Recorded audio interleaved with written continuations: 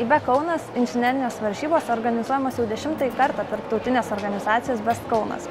Šiais metais galime pasigirti netikėtų studentų aktyvumu. Turime beveik 30 komandų.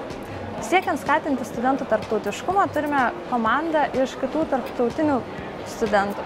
Taip pat moksleivių komanda, kuri dalyvauja svečio teisėmis, nes nugalėjo mūsų inžinerinėse varžybose skirtose moksleiviams. Iš tikrųjų, IBE Kaunas tai puikus pavyzdys, kaip universitetas, studentai ir įmonės vienijasi. Taigi, šiais metais IBE inžinerinė užduotis buvo sukonstruoti chronometrą, kuris matuotų laiką sekundėmis, bet kur intervale nuo 0 iki 100 sekundžių.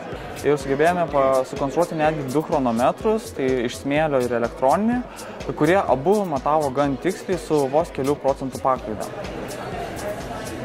Kaip ir visais metais, komandos varžosi 2 užduočių kategorijose – Team Design ir Case Study. Įmonės, kurios teikia užduotis, yra FIMA, Mars, Litgrid ir energetikos projektai. Dalyvavome šiame renginyje, nes FIMA remia mokslo, technologijas ir inovacijas. Jau 6 kartą dalyvavome šitame renginyje, garbė dalyvauti jubiliejinėme renginyje, pateikti studentams užduotis. Nuo pat pirmųjų metų šitos inžinerinės varžybos man lyg šventė.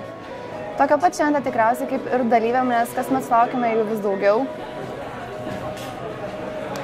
Kasmet organizatoriai siekia gerinti renginio kokybę, didinti matomumą, pritraukti daugiau studentų, skatinti jų aktyvumą. Kadangi IBE Kaunas yra tik tai pirmasis tarptautinių inžinerinių varžybų IBE etapas, tad organizatoriai turi išties didelių ambicijų kitais metais surengti ne tik vietinį IBE Kaunas etapą, tačiau ir regioninį IBE Baltic.